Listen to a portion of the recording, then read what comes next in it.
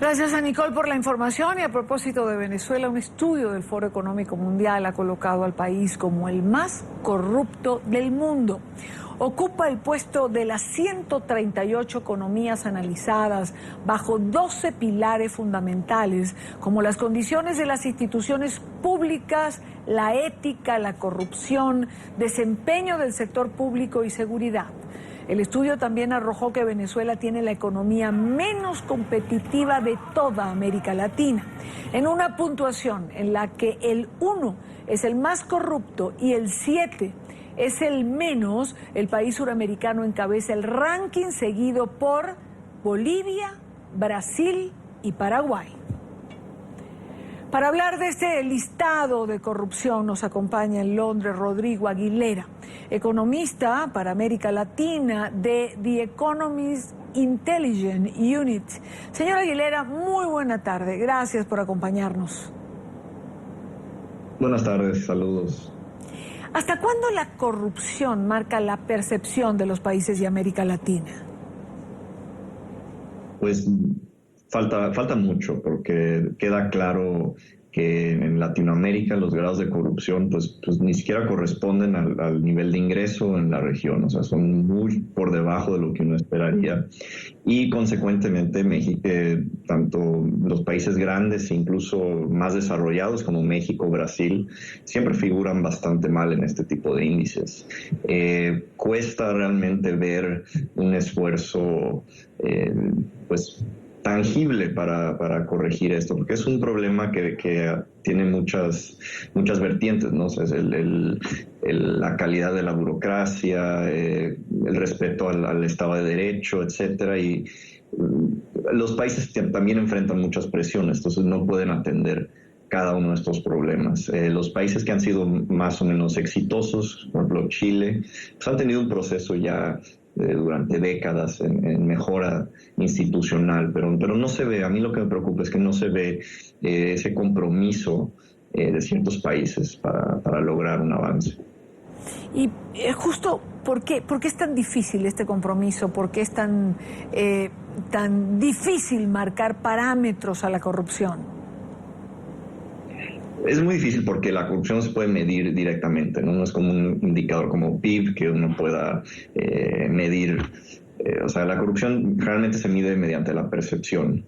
Y estudios como este del Foro Económico, como también el de Transparencia, miden la percepción mediante encuestas y realmente a empresarios de alto nivel, que de cierta manera creo que se vale hacer comparaciones y se vale decir que estos índices te dan una buena idea, una buena imagen del grado de corrupción, pero también hay unos asuntos que por ejemplo, la percepción se guía mucho por si hay algún escándalo reciente o algún incidente que en este momento, en este año en particular, afecte a un país. Entonces vemos, por ejemplo, Chile, que ha sido un país que generalmente es el número 1, número 2 de la región.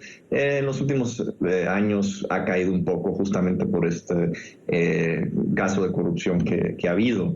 Igual Brasil ahorita está muy mal y bueno, México también ha sufrido bastante durante el sexenio actual. Señora Aguilera, evidentemente este es un fenómeno que ha sido estudiado y que centra la atención de muchos catedráticos, pero ¿puede haber alguna solución? Es decir, alguna, aunque sea ligera idea de qué puede solucionar el flagelo o de qué puede terminar el flagelo de la corrupción en los países de América Latina? Pues como dije al principio, es difícil pensar en una sola política que pueda hacer que los países mejoren, ¿no?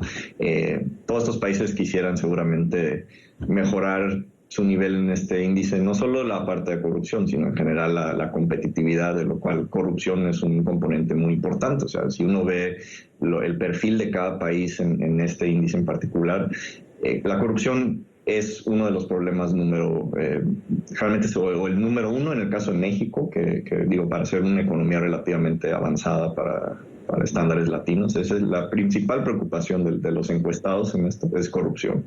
Y si no es corrupción, es crimen, etc. Pero algún tema más o menos relacionado, ¿no? Hay países que, o sea, no hay un país que tenga la fórmula perfecta, ¿no? Pero hay países que sí han hecho cosas que funcionan. Entonces, por ejemplo, algo muy importante, creo yo, es, porque un aspecto de corrupción que es muy grave es la impunidad, por ejemplo. El hecho de que ciertos países tengan, por ejemplo, un fiscal anticorrupción y que sea una fiscalía independiente, pues ayuda mucho. Otros países pues ya tienen un historial de burocracias que funcionan, por ejemplo Chile. O sea, en Chile difícilmente vas a poder sobornar a alguien, o sea, cosa que en México o Brasil o en Argentina sería muy fácil. Y en otros países tienes un grado de clientelismo pues que sofoca todo intento de tener un Estado de Derecho, como sería el caso de Venezuela, ¿no?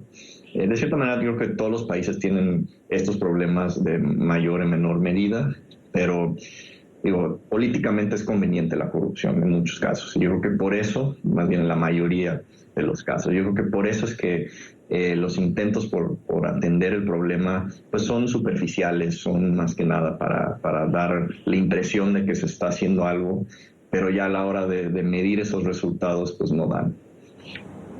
Quiero darle las gracias a Rodrigo Aguilera, economista para América Latina de The Economist. Gracias por acompañarnos. Y gracias a ustedes.